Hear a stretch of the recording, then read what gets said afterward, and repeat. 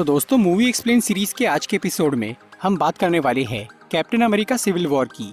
MCU की इस 13th movie में सुपर हीरो से उनकी आजादी छीन ली जाती है, जिसका फायदा उठाकर एक दुश्मन एवेंजर्स को आपस में लड़वा देता है। कैप्टन अमेरिका की ये तीसरी फिल्म न सिर्फ एमसीयू की एक बढ़िया मूवी है, बल्कि ये पूरे सुपर हीरो जॉनरा में भी बेमिसाल है। लेकिन ये मूवी बहुत कंफ्यूजिंग है और कई लोगों को ये पूरी तरह समझ में नहीं आई। इसीलिए आज मैं Captain America Civil War movie को शॉर्ट में एक्सप्लेन करूंगा। तो आइए देखते हैं।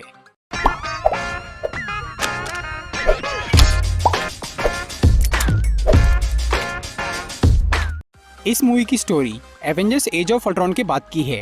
हाइड्रा और शील्ड के तबाह होने के बाद एवेंजर्स एक प्राइवेट ऑर्गेनाइजेशन बनकर काम कर रहे थे। सन 2016 में कैप्टन अमेरिका को ब्रॉक रमलो के बारे में पता चलता है। रमलो, जो कि पहले हाइड्रा का एक एजेंट था, वो अब एक इंडिपेंडेंट क्रिमिनल बन गया था और वो जगह जगह पर चोरी और खून खराबा कर रहा था। जब कैप्टन को रमलो की खबर मिली तो उसने उस पर नजर रखना शुरू कर दिया। उधर रमलो को स्टीव रॉजर्स से नफरत हो गई थी, क्योंकि उसने हाइड्रा को तबाह कर दिया था, जिसकी वजह से उसका शरीर बुरी तरह जख्मी हो गया था। इसलिए रमलो ने ये कसम खाई थी कि जब भी कैप्टन उसके रास्ते में आएगा तो वो उसे मार डालेगा। फिर 2016 में रमलो कुछ और क्रिमिनल्स के साथ नाइजीरिया के लेगोस शहर में जाता है एक बायोलॉजिकल वेपन चुराने के लिए। उसका पीछा करते हुए कैप्टन अमेरिका भी अपनी टीम के साथ वहां पहुंच जाता है। फिर जब रमलो वो वेपन चुराकर वहां से भागने लगता है तो कैप्टन उसका रास्ता रोक लेता है। रमलो कैप्टन को मारने की कोशिश करता है, पर वो उससे हार जाता है और आखिर में वो स्टीव का ध्यान भटकाने के लिए उसके सामने बकी का नाम लेता है और वो अपने जैकेट में लगे बॉम्ब को ब्लास्ट कर देता है ताकि स्टीव भी उससे मारा जाए। लेकिन तभी वांडा मैक्सिमॉफ अपनी पावर्स से उस ब्लास्ट को कंट्रोल करके कैप्टन को बचा लेती है। पर जब वो रमलो को आसमान में छोड़ने की कोशिश करती है तो उसका कंट्रोल छूट जाता है और एक बिल्डिंग के पास वो बॉम्ब फट जाता है, जिससे कई लोग मारे जाते हैं। उस बिल्डिंग में वकांडा देश के भी 11 लोग मौजूद थे और उनकी मौत से वकांडा के राजा बहुत नाराज होते हैं। इसीलिए पूरी दुनिया में इस मामले की चर्चा शुरू हो जाती है और सब लोग एवेंजर्स पे काफी गुस्सा होते हैं, क्योंकि उन्हें लग रहा था कि एवेंजर्स किसी भी देश में घुस के अपनी मनमानी कर रहे हैं। लोगों को शांत करने के लिए और एवेंजर्स को कंट्रोल करने के लिए यूएस के secretary of state Thaddeus Ross एक कानून बनाते हैं, जिसका नाम था सोकोविया एकॉर्ड्स। सेक्रेटरी रॉस का यह मानना था कि भले ही एवेंजर्स ने दुनिया को बड़ी मुसीबतों से बचाया है, लेकिन उनकी वजह से कई देशों को बहुत नुकसान भी हुआ है और अब दुनिया वाले एवेंजर्स की मनमानी बर्दाश्त नहीं करेंगे। इसीलिए उन्होंने एक कानून बनाया कि अब से एवेंजर्स या फिर कोई भी सुपर हीरो टीम एक प्राइवेट ऑर्गेनाइजेशन नहीं रहेंगी, बल्कि उन्हें गवर्नमेंट के लिए काम करना होगा और अगर किसी सुपर हीरो ने अपनी मर्जी से अपनी शक्ति का इस्तेमाल किया तो उसे जेल में डाल दिया जाएगा। इस कानून को यूनाइटेड नेशंस के 117 देशों ने मंजूर किया था। इसीलिए अब एवेंजर्स के पास दो ही चॉइस थी, या तो सरकार की बात मानना या फिर रिटायर हो जाना। सोकोविया एकॉर्ड्स को लेकर सबकी अपनी अपनी राय थी, कोई इसके पक्ष में था तो कोई खिलाफ। स्टीव को ये कानून पसंद नहीं आया था। उसका ये मानना था कि सरकार अपने फायदे के लिए उनका इस्तेमाल कर सकती है, इसीलिए वो उस समझौते पर साइन करने के लिए तैयार नहीं था। लेकिन टोनी उस कानून के पक्ष में था, क्योंकि कुछ दिनों पहले उसे एक औरत ने ये बताया था कि सोकोविया में अल्ट्रॉन और एवेंजर्स की लड़ाई की वजह से उसके बेटे की जान चली गई। इसीलिए टोनी का ये मानना था कि सुपर हीरोज को लगाम की जरूरत है, नहीं तो ऐसे ही मासूम लोगों की जान जाती रहेंगी। इस कानून की वजह से एवेंजर्स की टीम दो हिस्सों में बंटना शुरू हो जाती है। आधे लोग टोनी के साइड थे और आधे स्टीव के साइड। इसी बीच एवेंजर्स का एक नया दुश्मन सामने आता है, जिसका नाम था हेलमट ज़ीमो, जो कि सोकोविया देश की मिलिट्री का कमांडर था। जब सोकोविया में एवेंजर्स और अल्ट्रॉन की लड़ाई हो रही थी, तब ज़ीमो अपनी आर्मी के साथ अल्ट्रॉन के रोबोट से लड़ने गया था और उसी दौरान उसकी गैर मौजूदगी में उसका पूरा परिवार मारा गया। ज़ीमो ये जानता था कि अल्ट्रॉन को टोनी स्टार्क ने बनाया है और अल्ट्रॉन और एवेंजर्स की लड़ाई की वजह से ही सोकोविया देश बर्बाद हो गया और उसके घर वाले मारे गए। इसीलिए तब से ज़ीमो ने एवेंजर्स को बर्बाद करने का फैसला कर लिया था, मगर वो ये जानता था कि एवेंजर्स को हराना नामुमकिन है। इसीलिए उसने उन्हें आपस में लड़वाने का सोच लिया था। इस काम के लिए उसने एवेंजर्स की पूरी हिस्ट्री को स्टडी करना शुरू कर दिया और तब ज़ीमो का ध्यान हाइड्रा की उन फाइल्स पर गया जो कि ब्लैक विडो ने इंटरनेट पर अपलोड कर दी थी। उन फाइल्स में शील्ड और हाइड्रा का पूरा इतिहास लिखा हुआ था और एवेंजर्स की कमजोरी ढूंढने के लिए उससे बेहतर कोई चीज नहीं थी। ज़ीमो ने पूरे 1 साल तक उन फाइल्स को अच्छे से पढ़ा और समझा, जिससे उसे हाइड्रा के 1991 के एक मिशन के बारे में पता चला। 16 दिसंबर 1991 के दिन हुआ वो मिशन विंटर सोल्जर प्रोग्राम से जुड़ा हुआ था और उस दिन हाइड्रा ने कुछ नए सुपर सोल्जर्स बनाए थे। उस मिशन में बकी बार्न्स भी शामिल था। ज़ीमो को ये मालूम था कि टोनी स्टार्क के माँ बाप भी 16 दिसंबर 1991 के दिन ही मरे थे। टोनी के पिता हावर्ड स्टार्क शील्ड के एक एजेंट थे, जो कि उस वक्त सुपर सोल्जर सीरम पे काम कर रहे थे। इसीलिए ज़ीमो को ये शक था कि हावर्ड स्टार्क की मौत के पीछे हाइड्रा का हाथ है और क्योंकि बकी उस मिशन में शामिल था इसीलिए हो सकता है कि बकी ने उन्हें खुद मारा है। और अगर ये बात सच निकलती है तो ये जीमो के लिए बहुत फायदेमंद थी, क्योंकि जीमो ये अच्छी तरह जान गया था कि स्टीव रॉजर्स और बकी बार्न्स दोनों बहुत अच्छे दोस्त हैं। और अगर बकी टोनी के माँ बाप की मौत का जिम्मेदार साबित हो जाए तो टोनी उसकी जान का दुश्मन बन जाएगा और स्टीव अपने दोस्त को हर हाल में बचाने की कोशिश करेगा। इससे आयरन मैन और कैप्टन अमेरिका में दुश्मनी हो जाएगी। और अगर एवेंजर्स के दोनों लीडर ही आपस में लड़ने लग गए तो उससे उनकी टीम बर्बाद हो जाएगी। अब बस जीमो को बकी के खिलाफ एक पक्का सबूत चाहिए था जिसे वो टोनी के सामने पेश कर सके। हाइड्रा की उन फाइल्स से जीमो को वेसिली कार्पोव नाम के हाइड्रा के उस एजेंट के बारे में पता चलता है जो कि 1991 में विंटर सोल्जर प्रोग्राम को संभाल रहा था। वेसिली कार्पोव ही उस मिशन के बारे में डिटेल में बता सकता था, इसलिए जीमो उसकी तलाश करते हुए क्लीवलैंड में उसके घर पहुंच जाता है। वहां जीमो उसे पकड़कर बांध देता है। फिर जब वो उससे पूछताछ करता है तो वेसिली अपना मुंह नहीं खोलता, इसलिए जीमो उसके घर की तलाशी लेता है, जिससे उसे हाइड्रा की कुछ सीक्रेट फाइल्स मिल जाती है। उसमें उसे एक किताब मिलती है जिसमें विंटर सोल्जर प्रोग्राम की सारी जानकारी थी, मगर उस बुक को समझना बड़ा मुश्किल था। इसलिए जीमो उस एजेंट से डायरेक्टली ये जानना चाह रहा था कि 16 दिसंबर 1991 के दिन क्या हुआ था। पर वेसिली अब भी हाइड्रा का वफादार था और वो उस मिशन के बारे में कुछ भी नहीं बता रहा था, इसीलिए जीमो उसे मार डालता है। फिर जीमो उस बुक की स्टडी करता है, जिससे उसे पता चलता है कि हाइड्रा ने सभी विंटर सोल्जर का ब्रेन वॉश करके उनके अंदर एक प्रोग्राम डाला है और हर सोल्जर को काबू करने का एक तरीका है। जैसे कि बकी बार्न्स के सामने जब रशियन लैंग्वेज में कुछ वर्ड्स बोल दिए जाए तो वो उन वर्ड्स को बोलने वाले का गुलाम बन जाता है। ये जानकारी मिलते ही जीमो बकी की तलाश शुरू कर देता है ताकि वो बकी को काबू करके उससे उस मिशन के बारे में जान सके। जीमो को ये तो मालूम था कि बकी अभी जिंदा है और उसके दिमाग में अब भी हाइड्रा का वो प्रोग्राम है, पर बकी अभी कहाँ पर है ये उसे नहीं मालूम था। इसीलिए बकी को ढूंढने के लिए वो एक खतरनाक प्लान बनाता है। उस टाइम पर सोकोविया एकॉर्ड्स को फाइनल किया जाने वाला था और वियना में उसकी एक मीटिंग थी जहां पर वकांडा के राजा टचाका और उनका बेटा टचाला आए थे। जिस बिल्डिंग में वो मीटिंग चल रही थी उसके बाहर जीमो एक बॉम्ब ब्लास्ट कर देता है, जिससे वकांडा के राजा मर जाते हैं। जीमो ने उस बॉम्ब को लगाते वक्त बकी के जैसा हुलिया बनाया हुआ था ताकि पूरी दुनिया की पुलिस उसके पीछे पड़ जाए, और जब बकी पुलिस की पकड़ में आ जाएगा तो जीमो उस तक पहुंचकर अपना काम कर लेगा। उस धमाके के बाद पुलिस, FBI और CIA बकी की तलाश में लग जाते हैं और उन्हें उसकी लोकेशन भी पता चल जाती है। और शैरन कार्टर, जो कि पहले शील्ड की एक एजेंट थी, वो अब CIA में काम कर रही थी। उसे जब बकी की लोकेशन पता चलती है तो वो स्टीव और सैम को इस बारे में बता देती है। और कैप्टन को ये मालूम था कि पुलिस वाले बकी को जिंदा या मुर्दा किसी भी हालत में पकड़ेंगे, इसीलिए वो बकी को बचाने के लिए सैम के साथ ब्यूकारेस्ट में बकी के घर पहुंच जाता है। वहाँ कैप्टन और फैल्कन पुलिस का रास्ता रोकते हैं और बकी वहाँ से भागने लगता है, पर तभी टचाला ब्लैक पैंथर का सूट पहनकर वहाँ आ जाता है। जीमो के फैलाए झूठ की वजह से टचाला को लग रहा था कि बकी ने ही उसके पिता को मारा है, इसीलिए वो उसका जानी दुश्मन बन गया था। टचाला के पिता टचाका वकांडा के राजा और रक्षक यानी ब्लैक पैंथर थे, और उनके मरने के बाद टचाला ने अपने पिता की जगह ले ली थी, इसीलिए वो ब्लैक पैंथर का वाइब्रेनियम सूट पहनकर वहाँ आ जाता है और वो बकी को मारने की कोशिश करता है। पुलिस वाले बकी को पकड़ना चाह रहे थे, टचाला उसे मारना चाह रहा था और कैप्टन और फैल्कन उसे बचाने में लगे थे। इससे पूरे शहर में काफी भागदौड़ मच जाती है, पर आखिर में रोडी यानी वॉर मशीन वहाँ आकर उन सबको रोक देता है। बकी को तो मुजरिम होने की वजह से गिरफ्तार किया ही जाता है, पर स्टीव, सैम और टचाला ने भी कानून तोड़ा था, इसीलिए उन्हें भी पकड़ लिया जाता है।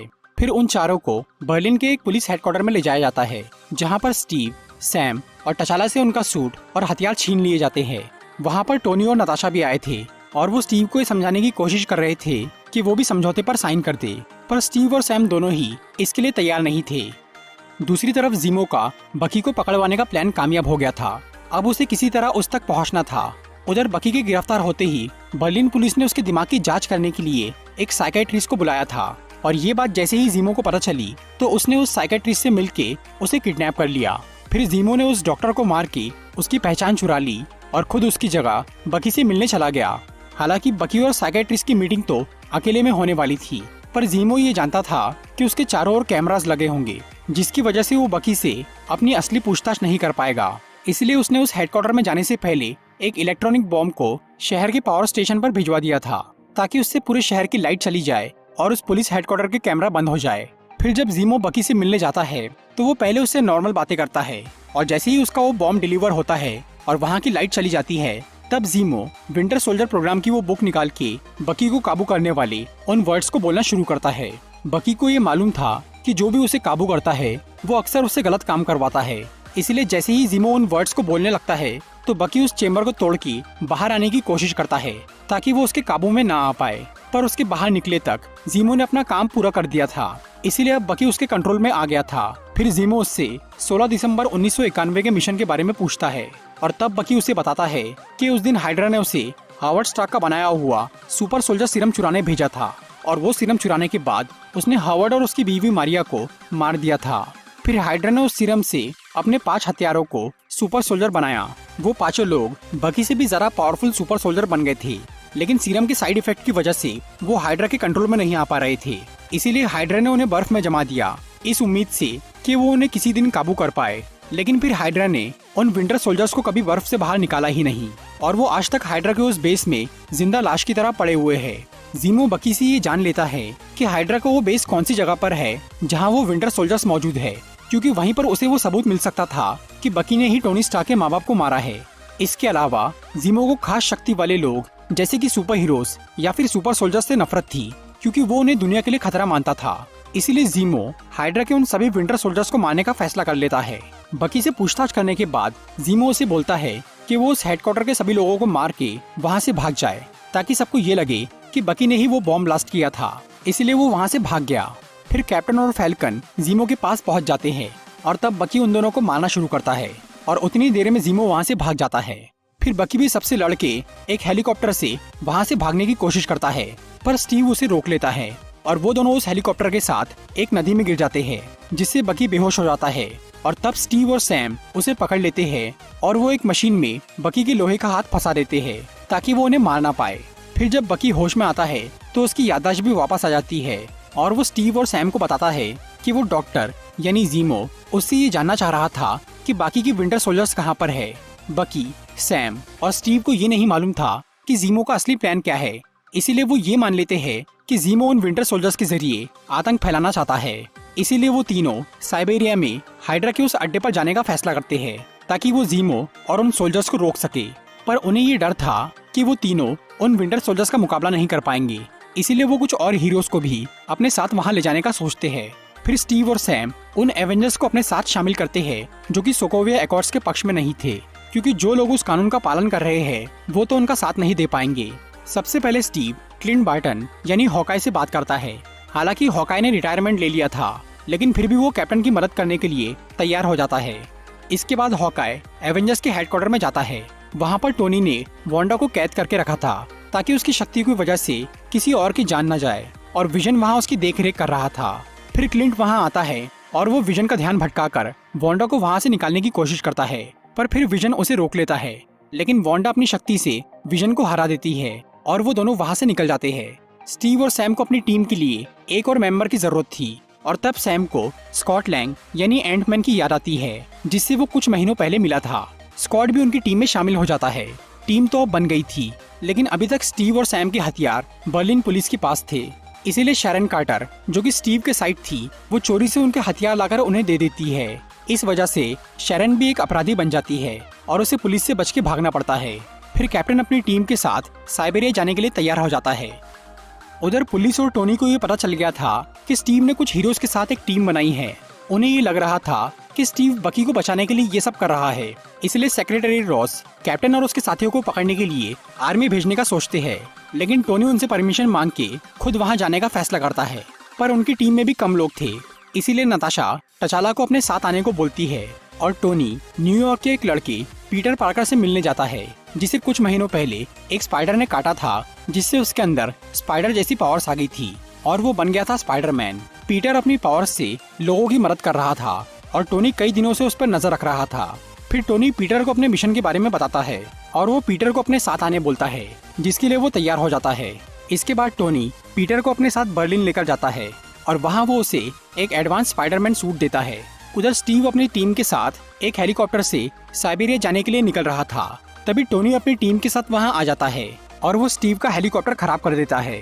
स्टीव यहाँ टोनी को जीमो और उन विंटर सोल्जर के बारे में बताने की कोशिश करता है, पर टोनी उसकी बिल्कुल नहीं सुनता और वो स्टीव और उसके साथियों को सरेंडर करने के लिए बोलता है। और तब उन दोनों की टीम में जोरदार लड़ाई शुरू हो जाती है।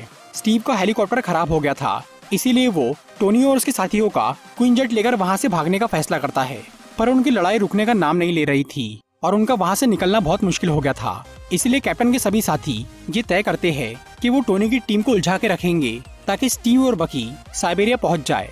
और तब एंटमैन खुद को बहुत बड़ा बनाकर सभी का ध्यान भटकाता है और स्टीव और बकी उस क्विंजेट तक पहुंच जाते हैं। पर तभी ब्लैक विडो उनके रास्ते में आ जाती है। लेकिन नताशा को ये यकीन हो गया था कि स्टीव जो भी कर रहा है उसके पीछे जरूर कोई वजह है।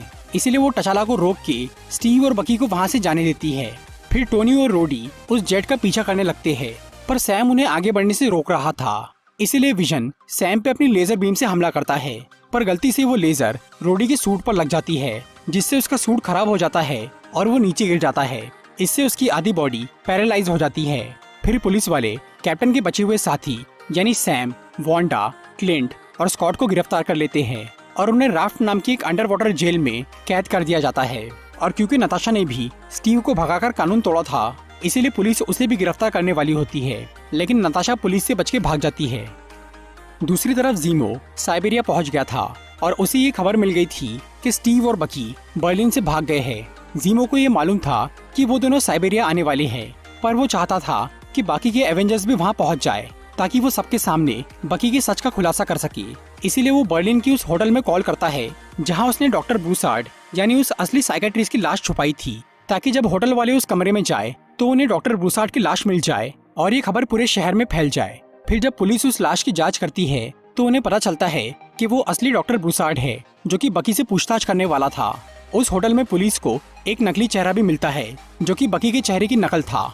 मतलब जीमो ने खुद की पोल खोल दी थी कि उसने वो बॉम्ब ब्लास्ट किया है और बकी का नाम फंसाया है, ताकि सब लोग उसकी तलाश करते हुए साइबेरिया पहुंच जाए। जब टोनी को वो खबर मिलती है तब उसे स्टीव की बातों पर यकीन आता है और वो स्टीव के पास जाने का फैसला करता है ताकि वो उसकी मदद कर सके। फिर टोनी राफ्ट प्रिजन में जाकर सेक्रेटरी रॉस को जीमो के बारे में बताता है, पर वो उसकी बात पर ध्यान नहीं देते। तब टोनी जेल में जाकर सैम से मिलता है और वो उसे डॉक्टर ब्रूसार्ड के बारे में बताता है। टोनी उसे बोलता है कि वो स्टीव की मदद करना चाहता है, इसीलिए सैम उसे ये बता देता है कि स्टीव और बकी साइबेरिया गए हैं। और फिर टोनी सेक्रेटरी रॉस को बिना बताए साइबेरिया के लिए निकल जाता है और टचाला भी अपने प्लेन से छुप के टोनी का पीछा करता है। उधर जीमो हाइड्रा के उस अड्डे पर पहुंच जाता है और वो वहां घुसकर सबसे पहले बकी के खिलाफ सबूत ढूंढता है और तलाश करने पर उसे एक सीसीटीवी फुटेज मिल जाती है। उसके बाद वो उन 5 विंटर सोल्जर्स को मार देता है। फिर कुछ घंटों के बाद स्टीव और बकी भी वहां पहुंच जाते हैं और उसके थोड़ी देर बाद ही टोनी भी वहां पहुंच जाता है और उसका पीछा करते हुए टचाला भी वहां आ जाता है। फिर टोनी स्टीव से बात करके उससे हाथ मिला लेता है और वो तीनों मिलकर जीमो और उन सुपर सोल्जर्स को ढूंढते हैं। फिर उन्हें वो सुपर सोल्जर्स मिल जाते हैं, लेकिन उनके सर में गोली लगी हुई थी और वो मर चुके थे। तब जीमो उनके सामने आता है और उन्हें बताता है कि उसे उन सुपर सोल्जर से कोई मतलब नहीं था, बल्कि उसका मकसद तो कुछ और ही है। स्टीव ये समझ जाता है कि जीमो सोकोविया का रहने वाला है और वो बदले के लिए ये सब कर रहा है। उधर टचाला छुप के उन सब की बातें सुन रहा था और उसे ये पता चल गया था कि उसके पिता को बकी ने नहीं बल्कि जीमो ने मारा है।